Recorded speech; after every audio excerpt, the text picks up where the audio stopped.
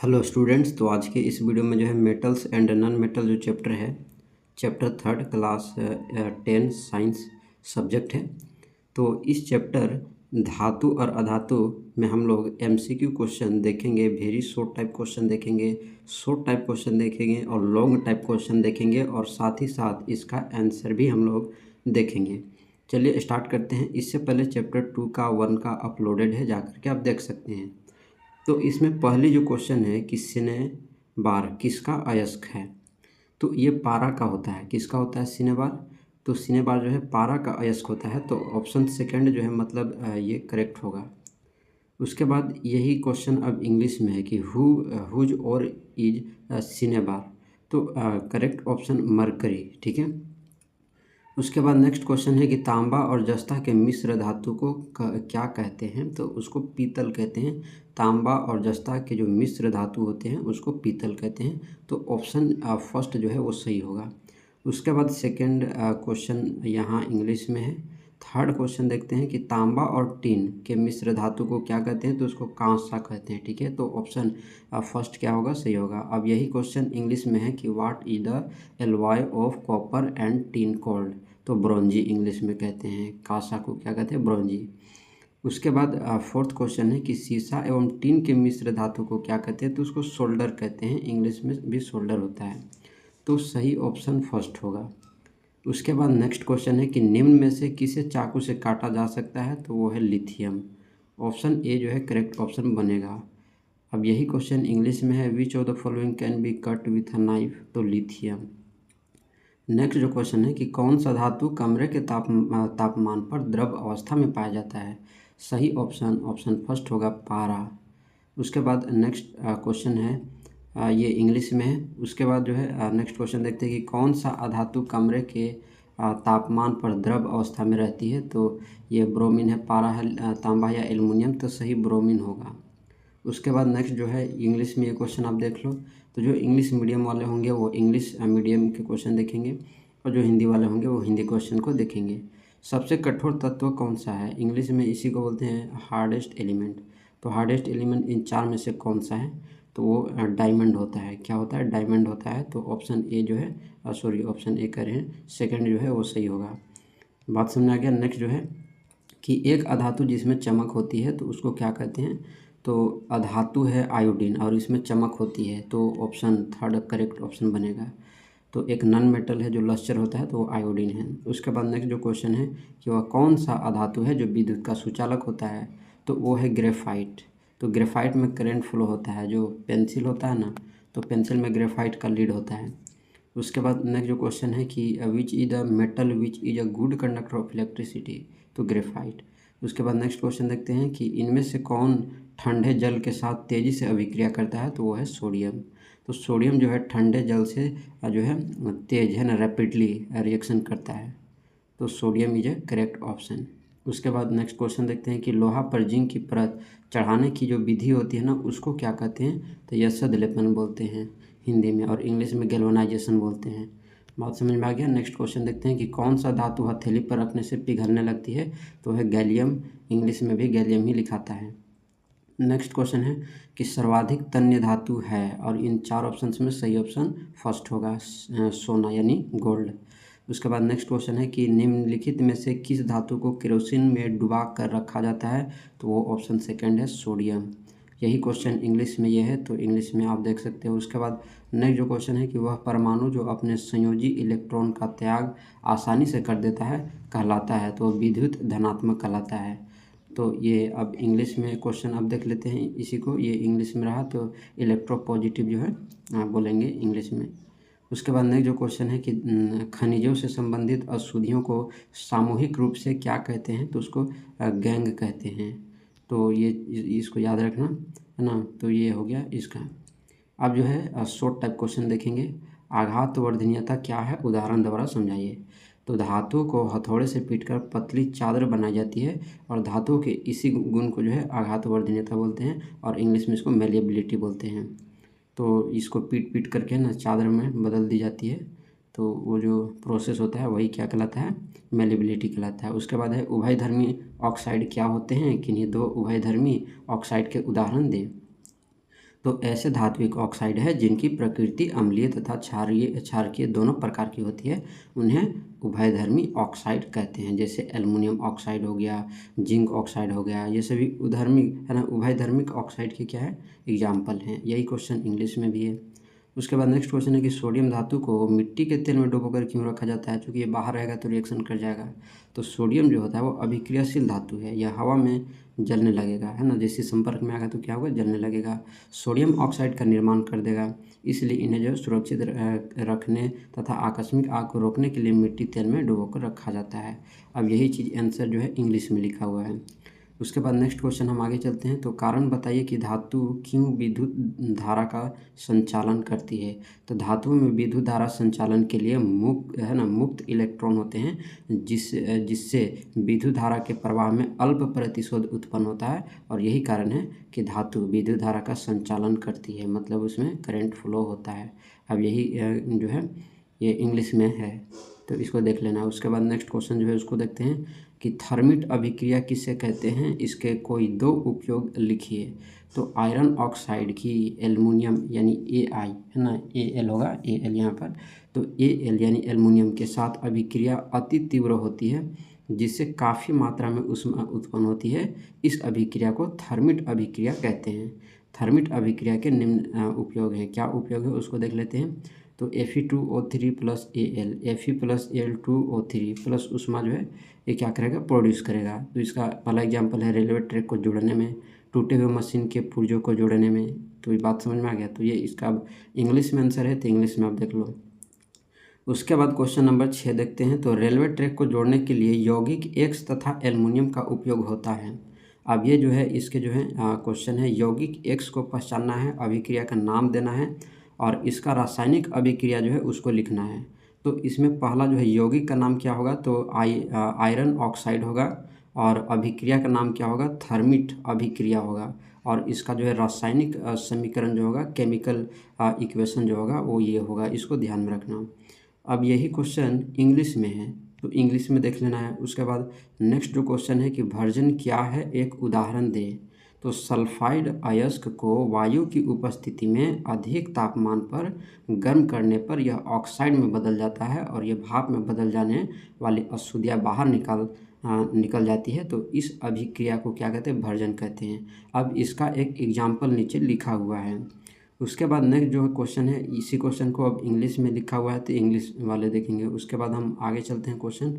तो नेक्स्ट जो क्वेश्चन है कि निस्तापन क्या है, एक उदाहरण देना है। इसका आंसर है कि कार्बोनेट अयस्क को सीमित वायु की उपस्थिति में अधिक तापमान पर गर्म करने पर ऑक्साइड में बदल जाता है, और भाप में बदलने वाली अशुद्धियाँ बाहर निकल जाती है। इस प्रक्रिया को जो है निस्तापन कहते हैं, जैसे यहाँ पर एक उदाहरण दिया हुआ है। ठीक है, यही क्वेश्चन अब इंग्लिश में है, तो इंग्लिश वाले देख लेंगे। नेक्स्ट जो क्वेश्चन है कि खनिज और अयस्क में अंतर जो है स्पष्ट करना है। तो बताओ, खनिज, सभी खनिज अयस्क नहीं हैं, सभी खनिजों से धातु का निष्कर्षण नहीं हो सकता। थर्ड जो है कि भू प्रॉपर्टी में प्राकृतिक रूप से पाए जाने वाले तत्व या यौगिकों को खनिज कहते हैं। अब ये जो है अयस्क, अब अयस्क, तो अयस्क जो है सभी अयस्क खनिज होते हैं, और सभी अयस्क खनिज हैं, और सभी अयस्क से धातुओं का निष्कर्षण हो सकता है। वे खनिज जिनसे धातुएं आसानी से तथा कम खर्च में प्राप्त की जा सकती है उसे अयस्क कहते हैं। अब इसको इंग्लिश में यहाँ पर लिखा हुआ है कि explain the difference between mineral and ore. तो मिनरल और ओर में जो है क्या डिफरेंस है ये आपको बताने हैं, तो आंसर नीचे लिखे हुए हैं। उसके बाद भर्जन और निस्तापन में अंतर स्पष्ट करना है। तो भर्जन यह सल्फाइड अयस्कों के लिए प्रयुक्त होती है। इस प्रक्रिया में अयस्क को वायु की उपस्थिति में गर्म किया जाता है। अब निस्तापन देख लेते हैं। तो निस्तापन जो है यह ऑक्साइड एवं कार्बोनेट अयस्कों के लिए प्रयुक्त होता है। इस अभिक्रिया में अयस्क को वायु की अनुपस्थिति में गर्म किया जाता है। अब यही क्वेश्चन इंग्लिश में है, explain the difference between roasting and calcination. तो इसका आंसर यहाँ पर थोड़ा सा है, और पूरा आंसर यहाँ है। तो नेक्स्ट जो क्वेश्चन है उसको हम लोग देखते हैं। संक्षारण को परिभाषित करना है, और संक्षारण से बचने के जो दो उपाय हैं उसको लिखना है। तो वायु तथा नमी की उपस्थिति में किसी धातु का परत बनकर नष्ट हो जाना संक्षारण कहलाता है। संक्षारण से बचाव के क्या उपाय है? यशद लेपन जिंक की परत चढ़ा करके और पेंट कर धातु के ऊपर पेंट करके या ग्रीस लगा करके धातु के ऊपर ग्रीस लगा करके इसको बचाया जा सकता है। यही क्वेश्चन जो है इंग्लिश में है, define corrosion, write two measure to avoid corrosion. तो इसको लिख लेना। उसके बाद नेक्स्ट क्वेश्चन है कि मिश्र धातु किसे कहते हैं? इसके दो नाम तथा दो उपयोग लिखना है। तो किसी धातु के किसी अन्य धातु अथवा अधातु के साथ गलित अवस्था में मिलने से जो समांगी मिश्रण प्राप्त होता है उसी को जो है मिश्र धातु कहते हैं। इसके दो उपयोग है, इस्पात और पीतल। इस्पात का उपयोग जहाज तथा वाहनों के निर्माण में किया जाता है, जबकि पीतल का उपयोग बर्तनों के निर्माण में किया जाता है। उसके बाद जो है इसी को इंग्लिश में क्वेश्चन है कि what is an alloy, right it's two names and uses. इसका दो जो है नाम लिखना है और इसके दो प्रयोग लिखने हैं, उपयोग लिखने हैं। उसके बाद जो है नेक्स्ट क्वेश्चन है कि धातु निष्क्रमण प्रकरण में कार्बोनेट एवं सल्फाइड अयस्क को ऑक्साइड में परिवर्तित किया जाता है, क्यों किया जाता है? तो किसी धातु को उसके सल्फाइड और कार्बोनेट की अपेक्षा उसके ऑक्साइड से प्राप्त करना अधिक आसान होता है, इसलिए अपचयन से पहले धातु सल्फाइड एवं कार्बोनेट को धातु ऑक्साइड में बदल लेना आवश्यक होता है। तो यही क्वेश्चन अब इंग्लिश में है कि in the case of metal extraction and carbonate and sulphide ores are converted into oxide by. तो ये इसका आंसर ये लिखा हुआ है। उसके बाद आगे हम लोग क्वेश्चन देखते हैं कि तांबे के विद्युत अपघटनी परिष्करण में एनोड, कैथोड एवं इलेक्ट्रोलाइट किसे कहते हैं? तो एनोड, अशुद्ध तांबे की छड़ को एनोड कहा जाता है। ठीक है। उसके बाद इसका और भी आंसर है, तो यहाँ पर इसका आंसर है अब कैथोड, शुद्ध तांबे की छड़ को कैथोड कहा जाता है। तो इलेक्ट्रोलाइट, धातु के लवण विलयन को विद्युत अपघट्य कहते हैं। यही क्वेश्चन अब इंग्लिश में है, तो इसको देख लेना है। उसके बाद नेक्स्ट क्वेश्चन की बात करते हैं। तो एल्युमिनियम अत्यधिक अभिक्रियाशील धातु है, फिर भी इसका उपयोग खाना बनाने वाले बर्तन बनाने के लिए जो है खाना बनाने वाले बर्तन बनाने के लिए किया जाता है, क्यों किया जाता है? तो इसका रीजन यहाँ पर है कि एल्युमिनियम संक्षारित नहीं होता, यह ऊष्मा का सुचालक होता है, यह मजबूत और सस्ती धातु होती है।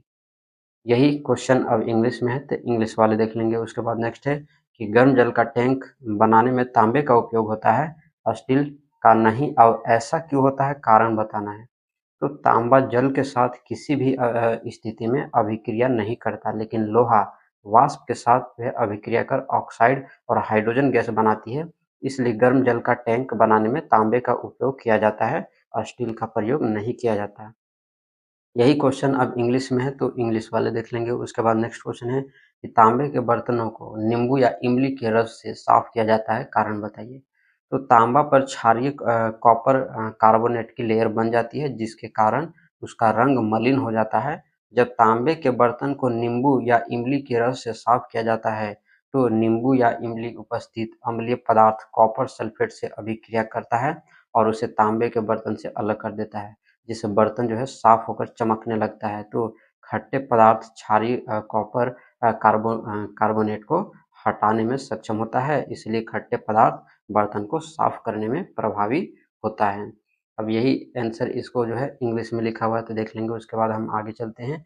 तो सोना, चांदी एवं प्लेटिनम का उपयोग आभूषण बनाने के लिए क्यों किया जाता है? तो प्लेटिनम, सोना और चांदी बहुत कम अभिक्रियाशील धातु है तथा ये संक्षारित नहीं होते। इनकी चमक भी तेज होती है, अतः इनका उपयोग आभूषण बनाने के लिए किया जाता है। यही क्वेश्चन जो है इंग्लिश में है, तो देख लेंगे। अब लॉन्ग टाइप क्वेश्चन देखेंगे कि धातु और अधातु के बीच में जो गुण है उसको, उसके बीच में अंतर जो है उसको स्पष्ट करना है। तो ये इसका जो है अंतर लिखा हुआ धातु का यहाँ पर देख लो, और इसके नीचे अधातु का है आंसर। ठीक है, इसमें से सभी नहीं लिखना है, जितना आपको जरूरत होगा। 5-5 पॉइंट सभी में लिख लेना है ना, दोनों में 7-7 पॉइंट इसमें दिया हुआ है। 5-5 पॉइंट जो है आपके काफ़ी है, 5 नंबर के क्वेश्चन में पूछे जाते हैं। उसके बाद यही क्वेश्चन अब इंग्लिश में है, तो इंग्लिश वाले देख लेंगे। ठीक है, अब जो है हम आगे क्वेश्चन दिखाते हैं। तो ये रहा नॉन मेटल का। अब जो है नेक्स्ट क्वेश्चन है कि रासायनिक गुणधर्मों के आधार पर धातु एवं अधातु में जो है अंतर स्पष्ट करना है। तो केमिकल जो है गुणों के आधार पर बताना है। तो ये इसका आंसर है। धातु में परमाणु धनायन होते हैं। ठीक है, जैसे प्लस जो होता है ना एलिमेंट के ऊपर। धातु के ऑक्साइड क्षारीय होते हैं। धातुएं जो है तनु अम्लों में घुल करके हाइड्रोजन गैस मुक्त करते हैं।